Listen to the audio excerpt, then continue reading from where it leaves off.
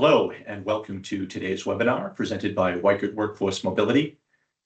My name is Tim McCarney, and I'm the VP of Marketing here at Weichert, and I want to thank you for taking time out of your day to join us. We have an amazing program planned for you today, but before we get started, just wanted to run through a few things. First, all attendees are on mute, but we do still encourage your questions for our experts. You can submit them using the chat feature or the Q&A feature. We'll be monitoring both of those. And we've set some time at the end of our program for your questions, but you never know. We may dip into some of them as they come in, so please don't be shy. And any questions we aren't able to get to during our program, we will address on our blog at weichertworkforcemobility.com.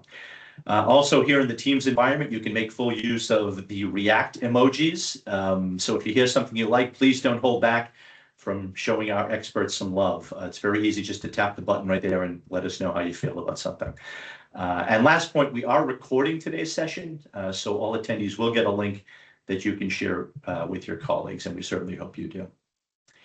And with that, to get things started, I will turn the program over to our Vice President of Advisory Services and, might I add, one of our industry's most respected authorities on mobility trends and best practices, Jennifer Connell.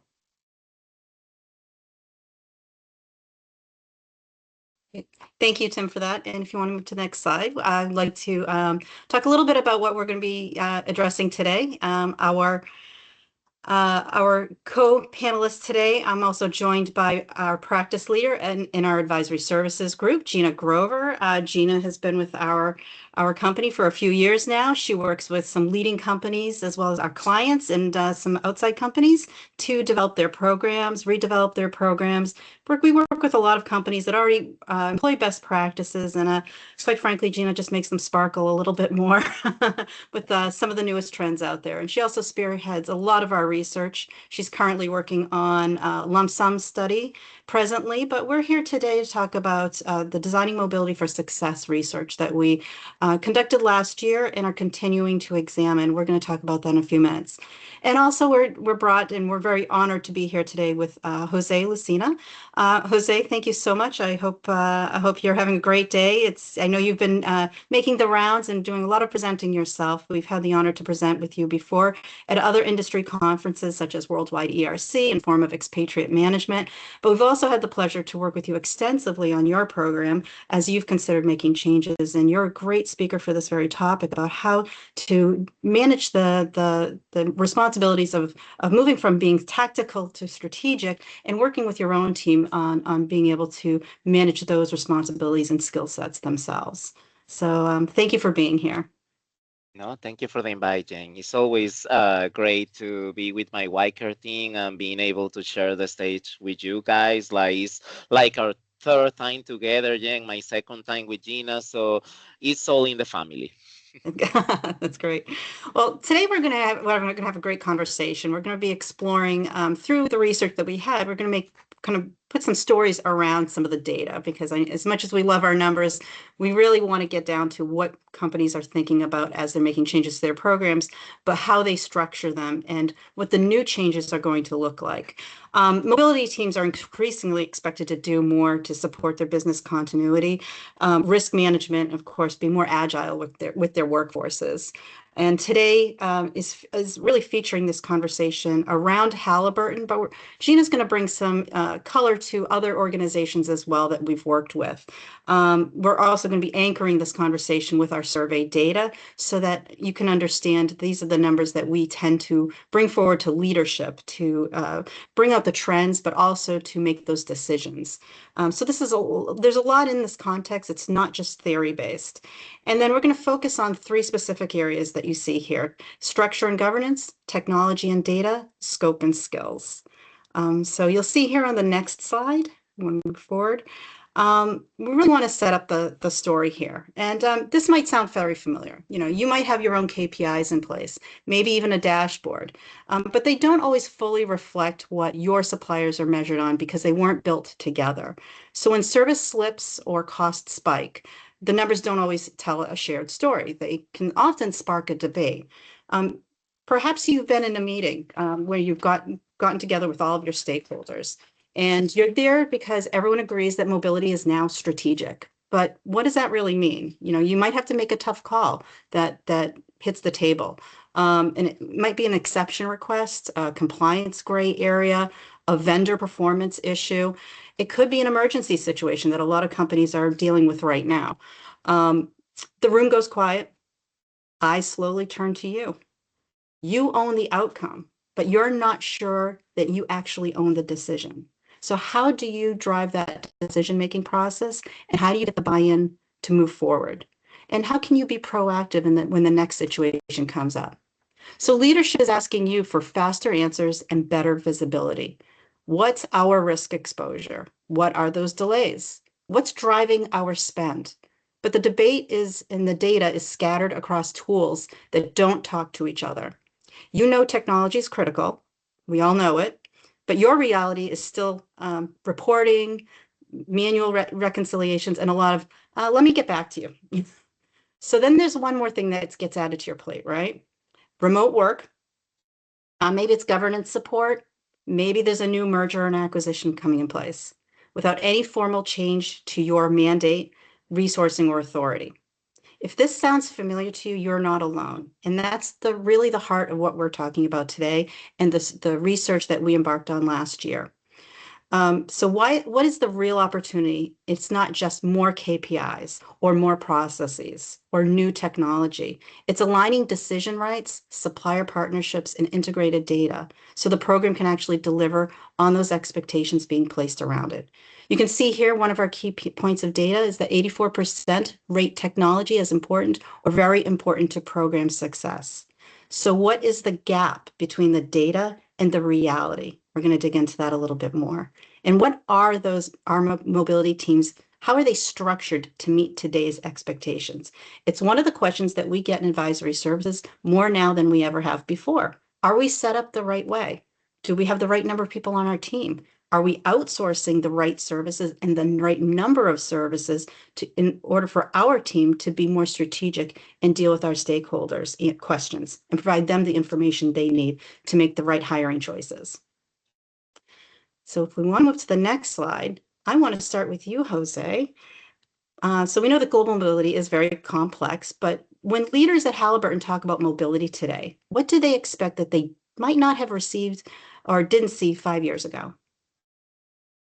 So I'll say that back in the day, and let's say not even 5 years ago, 3 years ago, mobility was seen more as execution. It was getting people from A to B. That was basically what they were expecting us to do, nothing else. Like, we were not involved early in the conversation. We were not asked what was the best outcome, or if the talent that they wanted to move makes sense for the type of move that they were planning. Meanwhile, today, they get us on the room earlier. So they let us helping them shape the decisions, not only to move the people from A to B, not only to be that logistic piece of the process, but to actually being the ones that enable the business to move fast, but to move right and to move the right talent. Mm-hmm. So they're certainly looking to you for more proactive advice to make those, what we see here, why this matters, the real decisions. They're looking to you to address those constraints, but they want better outcomes. And it sounds to me that they're looking at this, they're looking for it at a faster pace, but in a more proactive manner. Yes. Correct. And that's one of the things in our industry. Like, we need to move fast. Mhm. So that's really important for us. That's really important for them, but not necessarily because we are moving fast. We are leaving behind compliance. We are leaving behind employee experience. We just need to be able to get that right balance between fast and efficient. Mhm. And you've been doing this for a while. And I know that I've worked with you, you know what a good program looks like. And we worked to make some enhancements to your program. That was a fun project. And I think a lot of organizations with mature programs like yours, they know what good looks like, but their operating model doesn't necessarily hasn't caught up to it.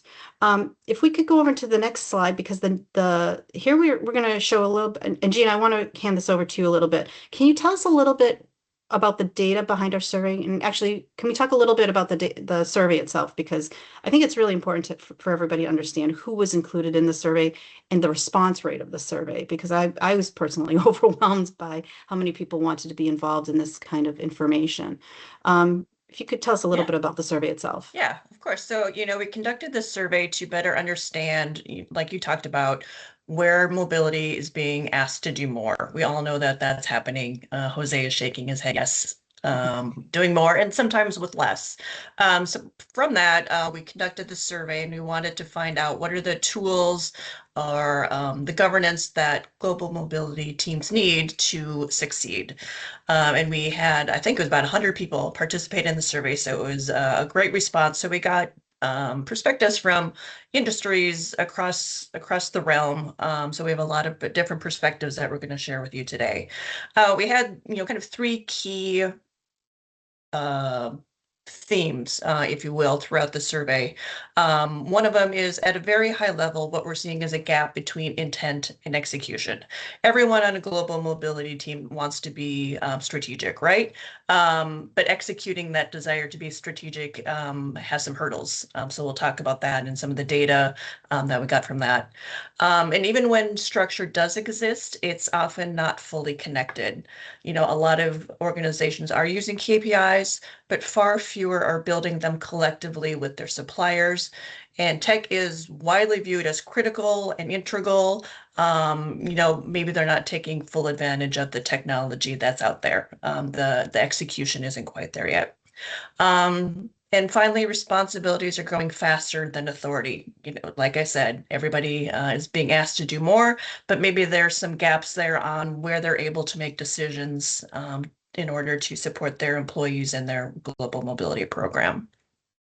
So these data points, and I think you kind of already said it already, but these data points here, and there's a lot of data. We're not gonna kill everyone with data today. We're not gonna drown everyone. But to me, this says something. It was clear to me that these data points all connect to the same underlying issue: that responsibility is expanding faster than authority, alignment, and infrastructure.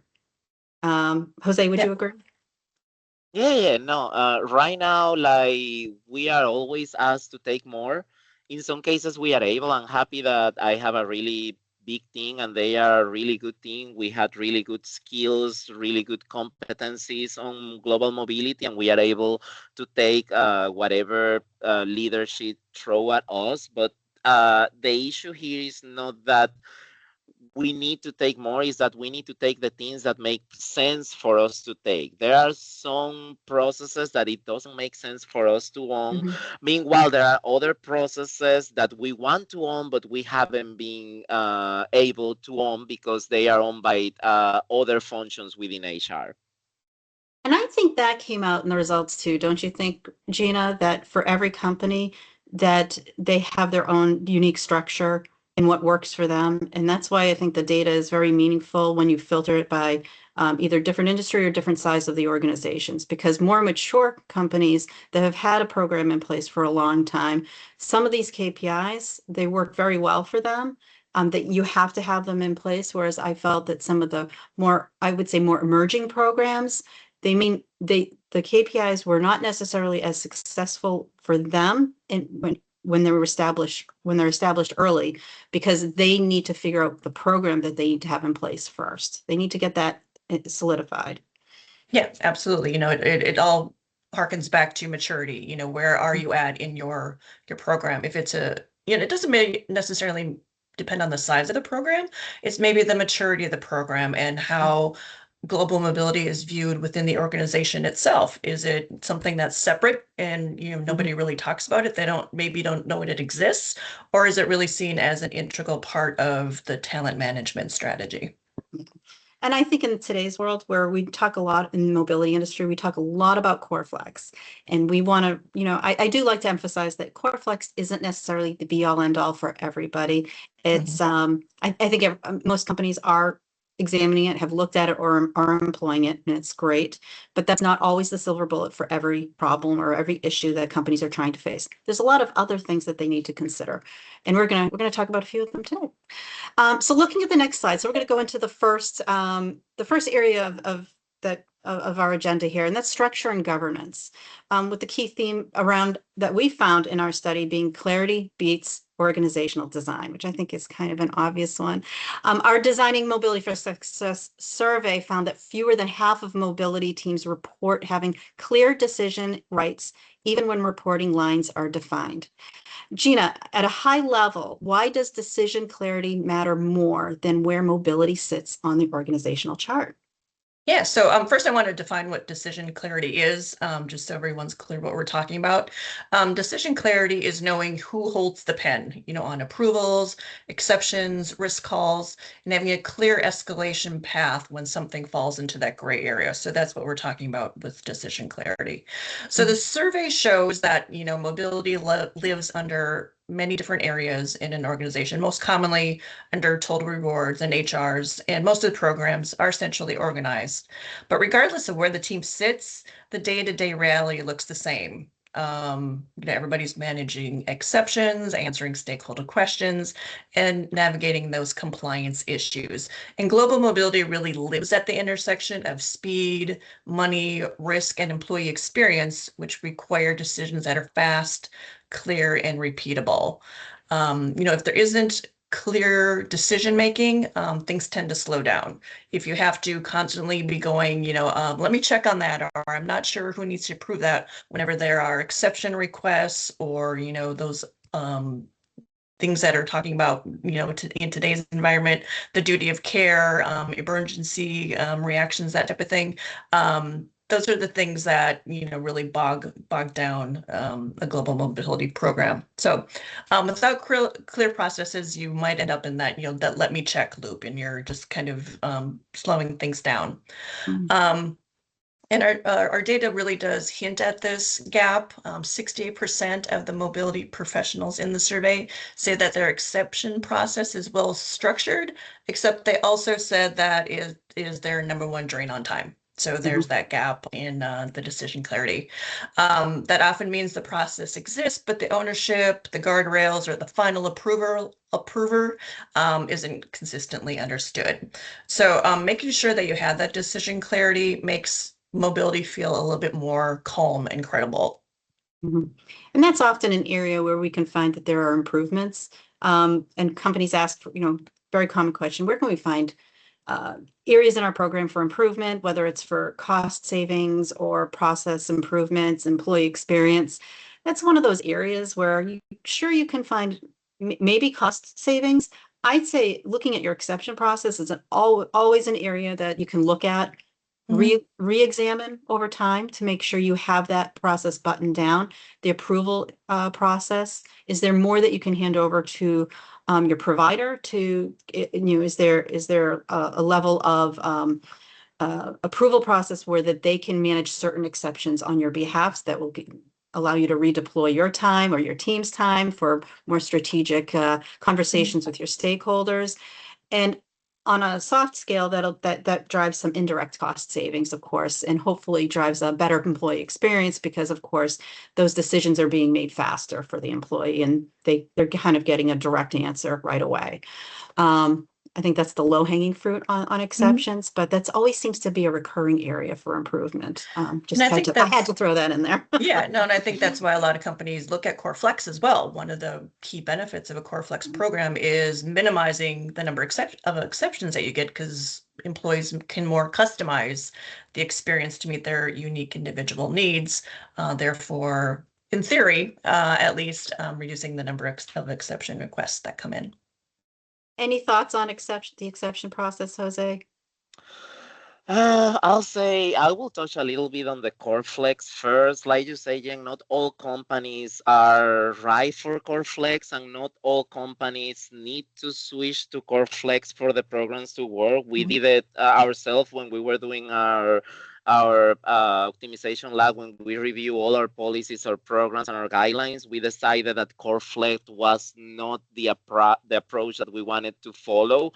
It doesn't mean that it's not a good approach. Like, we see where it makes sense to use it. It's just that the way that our program works, the way that we have defined our guys and the way that our industry manage and move Excels, Core Flex for us, at least at that time, didn't make sense. We might be able to go to that in a future to review if it makes sense, but at that time it didn't. Now, going back to the exceptions, I will say in our what we found at work is that we need to keep it simple. It needs to be clear ownership and with alignment with HR and with the business. We don't overcomplicate things. If it's something that is urgent, we need to move. If it's risky, then yes, we will bring the right people to the conversations. But there are some exceptions that you don't need to sit on it, that you don't need to get right to the top levels. Those decisions, you can make them real quick. And like you say, you can partner with your vendor and make sure that your vendor has that ownership. Saying, for example, if we are extending temporary accommodations, back in the day, it was all an exception process that it got to my team, it got to me, it got to leadership. No, let's remove that. If we need to extend the temporary accommodations because there were issues at the port, there is some conflict and we are not able to get the vessel, that needs to be approved. That's not the employee's fault. Maybe what we can discuss is like, you know what, the employee said that they found an accommodation, they want to move.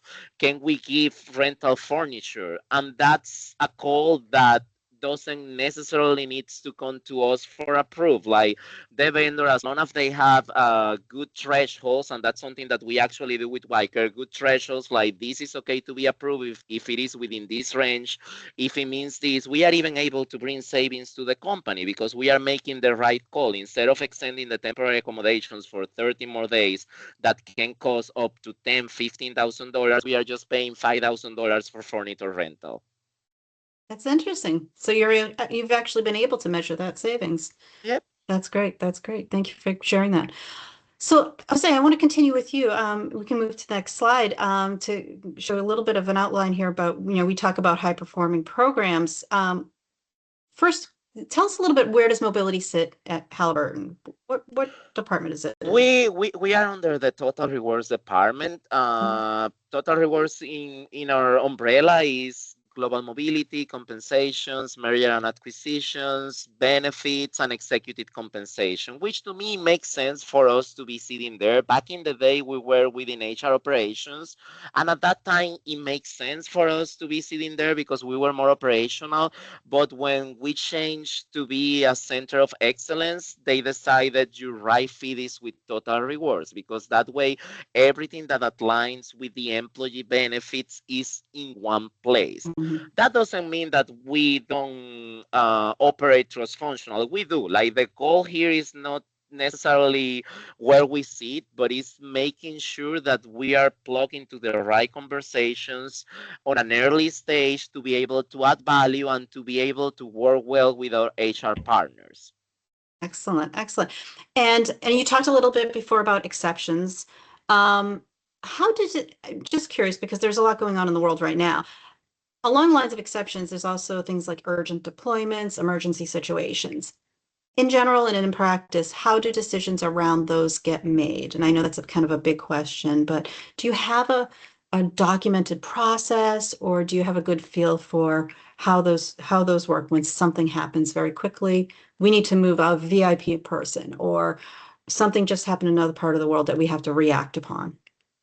No, we do have a really good exception process. Is within our company business practice is established. Now, I will say that sometimes you need to review and to be sure that you are slowing down with long-term things that can cause, like tax risk, compliance risk, employee experience risk. Now, everything else, especially operational needs or any crisis that happens, you need to move faster. So in those cases, speed wins. Like, you need to be able to make decisions quickly, and you need to be able to provide the information that your leadership is asking you quickly in order for them to be able to make the right call. So what would you say is the governance mechanism? What is that one thing that you need to be able to do every time, that it has to always stay in place no matter what the situation is, that has the biggest impact on credibility with your stakeholders? So I'll say for us it's consistency. Since we already had clear guidelines, we are tracking exceptions. We are tracking exceptions, not only the relocation ones that we track with Weichert support, but all the other type of exceptions that we do. We have a tracking system. It might not be at the moment a perfect, fully automatic system. We are going onto that way real soon, but we still have a way of tracking our exceptions, and we are able to show to our leadership what is the data behind those exceptions. And what that does is that builds trust over time. And they usually, when you tell them, to me this is the right call, to me this is what needs to be approved, you have minimum to zero reluctance, but because they understand that you are talking with data and with improved information that you got from all the exceptions that you are tracking. So that's what I say, consistency to me will be the best governance mechanism that we have. Yeah, and this is a lesson that we repeatedly see in programs that are well documented and have these lessons in place. And to what you said, that trust over time with the consistency, it builds trust with your stakeholders. But it's what we repeatedly see, that structures matters less than clarity of ownership and that trust and decision making. So I couldn't agree with you more. Let's move on to technology and data. This was kind of the second area of our webinar today, because this is really loud and clear in the results of our survey. And just as a reminder, please be sure to drop any questions that you might have in the comments, in the question and answer box. Don't worry if we end up answering it along the way. We don't mind asking it again at the end. There's always great points that can be reiterated. And if we don't get a chance to answer them, we can always follow up with you afterwards. And we will be having more webinars throughout the year, and we are going to have a number that are going to focus exclusively on technology and data, but we're just going to have a little snippet of it today. In the survey, over 70% of mobility leaders said that technology is critical. No big surprises there yet, right? Except fewer than 1/3 report having fully integrated systems. So this is where I want everybody's participation. We're going to ask a poll, and we're going to do this in the form of a word cloud. So it's open answers. I'll even help give you some little helpful hints here if you're lost on an answer. But here's the question. What mobility process still requires far too much manual intervention? And we have that word cloud up there. Oh, we already got one in there, initiations. So, some of you we were talking about exceptions before. Some might be exception handling, it could be the approvals, the policy deviations or interpretations, responding to stakeholder questions. And by the way, accruals. I love that one, accruals. Oh, you love accruals? Yes. Yeah. I sense sarcasm. I speak fluent sarcasm, so yeah, I got that one loud and clear. But yeah, accruals, compliance management. We were talking about that. Could be tax and immigration, and that's the popular topic these days. It could be the documentation around it, around both either tax or immigration. Audit readiness, cost projections and budgeting, goes to the accruals, I guess. Reporting, could that be one? Too much manual reporting or analysis or anything else? Could be escalations and issue resolution. Give you 10 more seconds. You don't like the accrual process there? Let's say. Okay, so I see initiations loud and clear. I find with these word clouds, sometimes the first person who gets in there drives the bus. Gina, what's jumping out at you? Lump sums is an interesting one to me. Everyone thinks that lump sums are pretty, push the button and it's done. So seeing that there's too much manual intervention for lump sums is kind of an interesting take.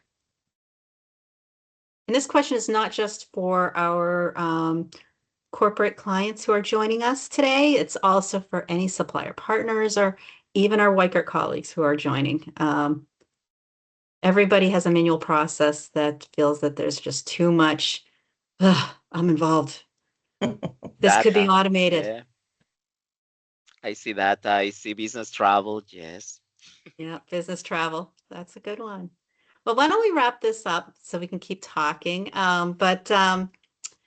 These are great responses, data and insights, budget, Approval of an assignment. Yeah. So I see a lot around the beginning of an assignment. And that comes up a lot in discussions.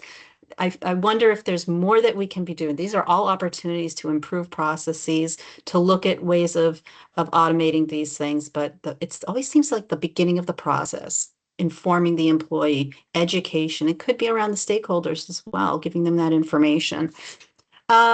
So along with that, let's move on to what delivers that value. So let's look at that slide. So where tech makes the big difference.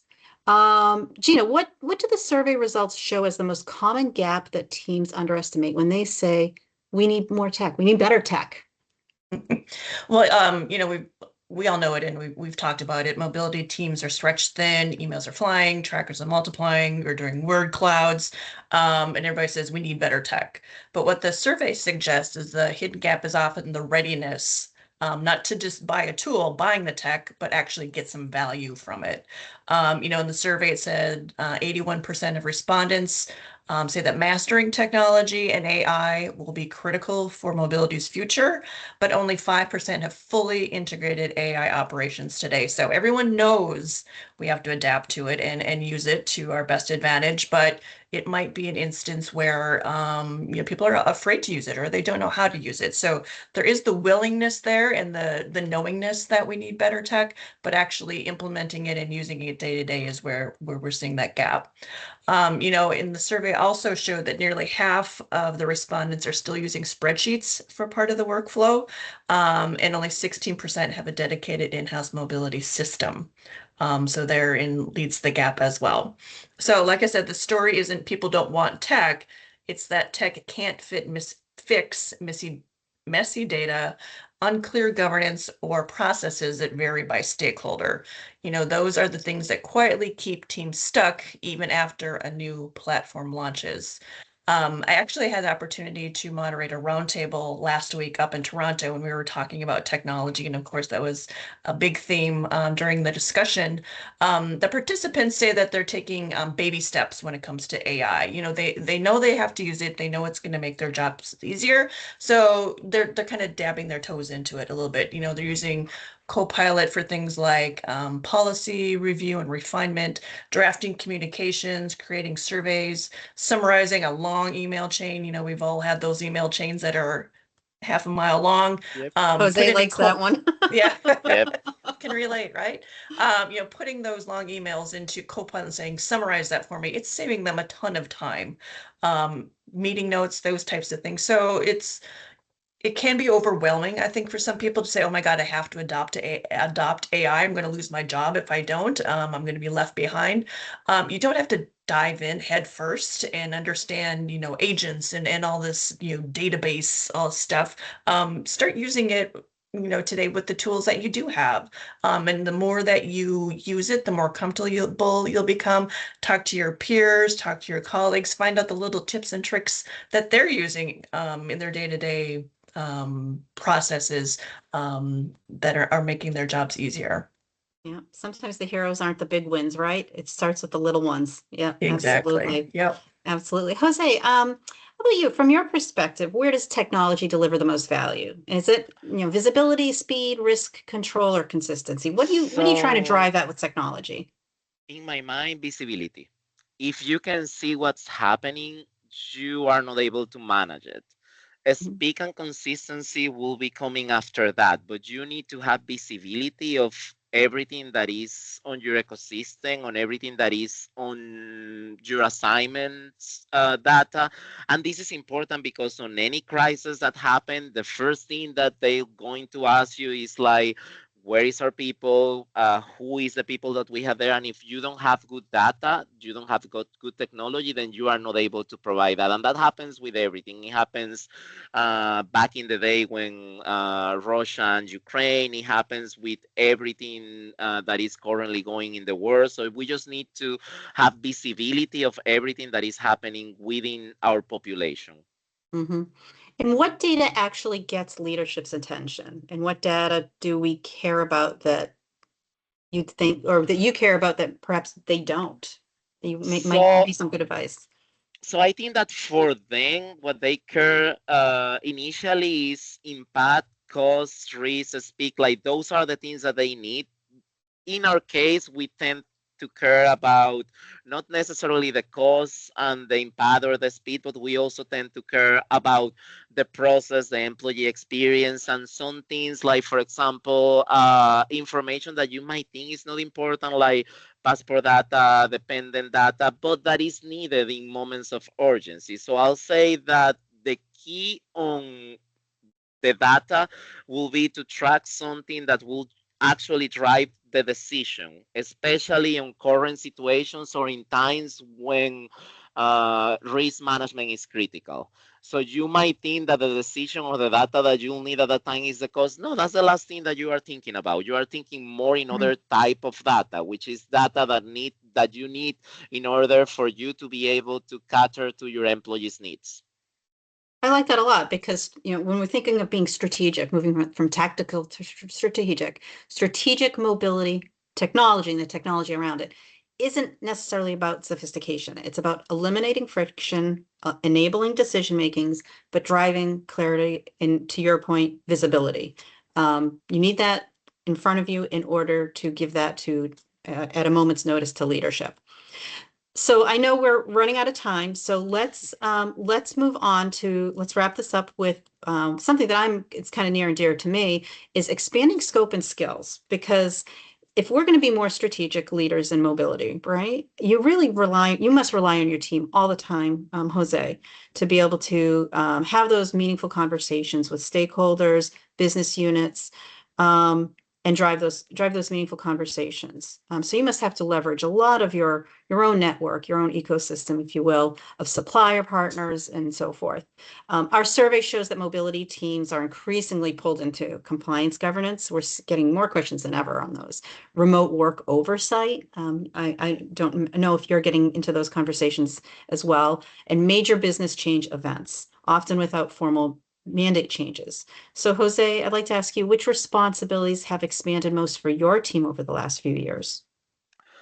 So in our case, we've moved more into risk, workforce planning, and strategic advisory. It's not necessarily only mobility or only, like I said at the beginning, getting a person from point A to point B. Is how mobility enables the business. And in order for you to be enabled to support the business, you need people that is less about manual work, less about process, and more about thinking. You need people that is able to adapt quickly, to connect the dots, and to influence decisions. Like you need someone that, yes, we have a process, we need to follow the process, but sometimes we need to think strategically on what is the best way for you to help the business keeping the process online. And we were talking earlier about AI. AI is pushing us even more into that direction because a lot of things that we were doing that were manual work, we are not doing anymore. We need to do the critical thinking because, yes, AI is a tool, it's an amazing tool. It can help you do a lot of things, but it's still a tool. You are the one that is managing that tool. You are the one that is giving that tool the data, the information. And yes, it's amazing. You can use it, but you also need to make sure that whatever input and whatever output you are getting out of the tool, it's still your critical thinking. It's still aligned with you. That's a great point. That's a great point because there is so much talk about the AI and how it is a tool and it is meant to enhance what you're already doing. But I think it's been very much agreed upon in most focus groups that we've had with companies that it still requires the person behind the tool to make it come alive, and to have it bring meaning to the data that you're going to use to make decisions and to kind of get that visibility for the mobility part of the organization. So one thing I'd like to ask you though is, how has this expanded scope, the increased responsibilities that your team is charged with, how has it changed how you look at future talent? Maybe not with, today how it's organized, but when you're looking far down the road, right? Your team, the future of global mobility, how would you change, how has that changed who you might look at? How would you upskill people in global mobility? What skills separate someone who executes well from someone who influences outcomes? Because we're just mentioning that, you need somebody who can not just operate the tools, but someone who can think critically. And basically, you just said, I'll say it earlier, like we need people that is able to think strategically.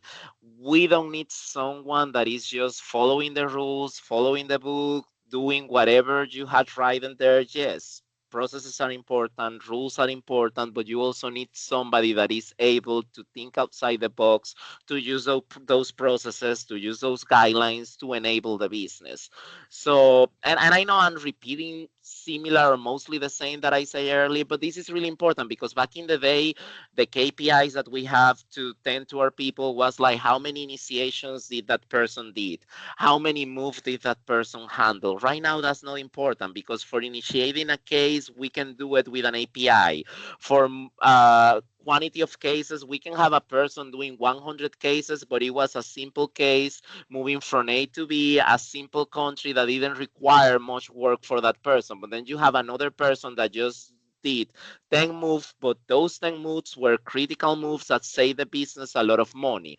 So that's why it's less about quantity of activities that you do or manual work or process, and more about how did you enable the business to make the right decision and to make the right call. And it's really difficult right now for us as leaders to be able to measure that. So that's why you need to actually be able to know your team, to know your people, to see what are their strengths, because there might be people that is really good at doing one thing, but is struggling about doing another thing. And that doesn't mean that it's not good.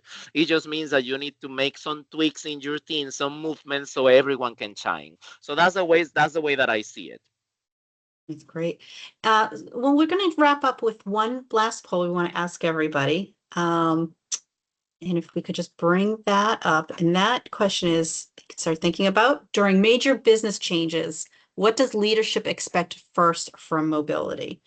I encourage anyone to answer this. Of course, this is particularly geared to our corporate guests. However, I think anybody could have an opinion on this, from their perspective. Again, during major business changes, what does leadership expect first from mobility? This is a multiple choice question. Are they expecting, firefighting, the responsiveness from mobility?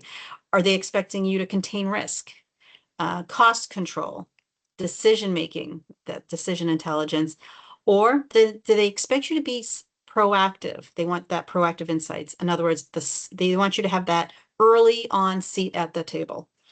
And while you're responding to this, Gina, I'd like to ask you, which capability gaps show up most consistently in the data from our research when teams struggle to make that shift that Jose was just speaking about? Well, quickly, there are three areas where we see gaps. And we've talked about this throughout the webinar. It's the data and analytics. 64% of respondents in our survey called data analytics data analysis a future critical area.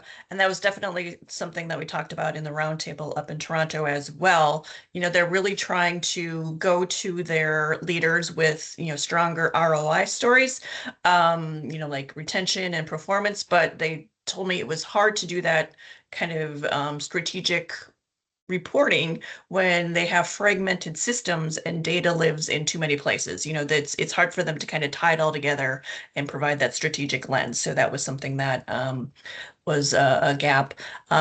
Technology fluency, we talked about that before, nothing new there. And then Jose was talking about this when he was talking about his team. It's determining power skills, what we call power skills, those soft skills, if you will, communication, negotiation, problem solving, critical thinking. That's something that we have to make sure that we're still developing on our teams with our colleagues. It can't all go into AI. AI is our thought partner. They are not our thought leader. We're the thought leaders. So we have to make sure that we are, enhancing those critical thinking skills in order to become a more strategic partner. That's a great point. Great point. And that takes time. right? Yes, it does. So we have the results of the poll. I don't know if you can see them, but I can just read them off to you. So the number one answer was decision intelligence. This is what leadership is looking for. 43% cited decision intelligence. I would say that's the overwhelming response, but it was followed by cost control at 28%. I'd still say that's a pretty wide gap. Very happy to see that number. That to me, that says that is a sign that that global mobility is getting more of that visibility within the organization. They're being seen as more critical by leadership, and they're being brought in more early by organizations. The results of our survey, we looked at the responses, not just the data.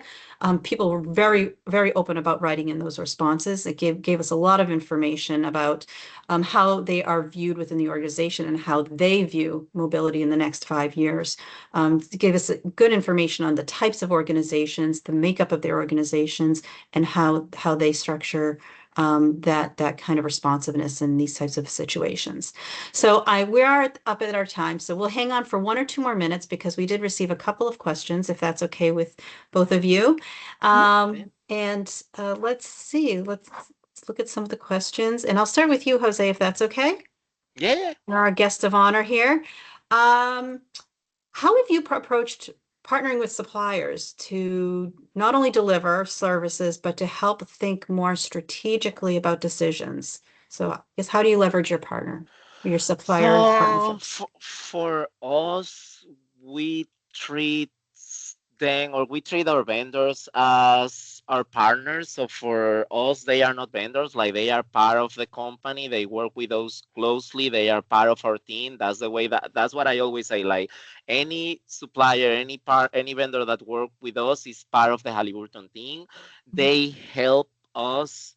We expect them to challenge us, to bring ideas, to help us thinking differently, because we might be doing something for several years the same way. And then that's the whole synergy that we have with vendors. Yes, we need to require for the vendors some things, and we need to have some service level agreements, but vendors also need to challenge us as corporates and say, you know what, you can do this better, you can improve on this, maybe something that you are not able to do at the moment, but we are giving you this idea. And that's what I love about the relationship that I had with my vendors, is that I feel that they are part of our company, part of our team. I always say that I have a lot of team members, because it's not only everyone that is within our company, it's also the ecosystem of partners that we have outside. Yeah, you definitely have a culture at Halliburton that you bring across to your global mobility team, as well as your program that you brought through. I definitely feel that. When something goes off track in your program, I think we kind of answered this before, but I wonder if there's anything you can add to it. When something goes off track in your mobility program, it happens. Maybe there's a spike in costs, a service issue, or a policy exception. Do you today feel clear on who actually has the authority to decide what happens next? Oh yeah, for sure. We made sure that ownership is defined up front. That's why we have our guidelines and our processes related with exception tracking, and with anything that might happen. We need to act fast. So in order for us to act fast, because as a company and the business that we manage, we need speed in order to be able to support the business. If we are unclear on who is the right person or who is able to make the right call, then we can lose a lot of money, and we can even lose the clients, and it can also be a compliance issue, an employee experience issue. So for us, you need to make sure that ownership is defined up front and follow that rule. Great, great. Thank you. Gina, I'm going to throw this one to you. What is one action someone can take to demonstrate or have more strategic thinking in my employees or stakeholders? Well, one thing that I try to do when I try to be more strategic, and I tell this to clients as well, is not just telling somebody what's happening, but what does it mean? Always asking the question, so what? And now what? So if your stakeholder is asking, for an update on, a particular high level employer or something, don't just give them, oh, they're, in temporary housing, their household goods are here. They asked for an exception on this. Maybe go back and say, you know what, I'm seeing a lot of request for an exception for longer temporary housing. Bring that to them, show that you're looking at the trends. What does that mean? How is that affecting cost? How is it affecting the risk, the speed, the experience? So, really not just reporting what's happening, but why is it happening? That's a great point, because that combines what Jose was saying earlier about having that visibility, that data and clarity, and then bringing with it the trends behind it, like bring a little bit of that history as to how you got there. That's and great. I think it all ties together, the transparency, the technology, that's, AI and all of that, it's just going to continue to improve. Well, I'm going to hand this back over to Tim in a second. I just want to say thank you to everybody and say, today's conversation really does reinforce that strategic mobility, it's not theoretical. It's not, we all say the word strategic, using the finger quotes.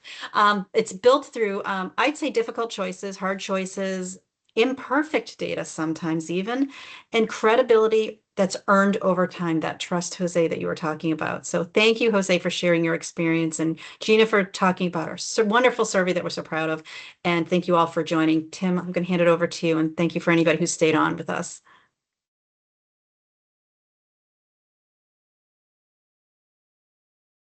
Well, thank you so much for that. I just wanted to wrap things up quickly, take a quick second to say before we sign off, if you'd like to be advised of future Weichert webinars, and quite frankly, why wouldn't you? If you just scan the code right here, you can receive our monthly newsletter, Thrive in 5. In addition to updates on upcoming events, webinars, regional meetings, you'll also get the latest on mobility trends and best practices. So take a second, scan the code, subscribe, and all your problems are solved. With that, I do want to thank Jose, Gina, and Jen for sharing their expertise. I want to thank our audience for spending a little bit of time with us today. Hope you have a great rest of day, and we'll see everyone next time. Thank you so much. Thanks. Bye. Bye.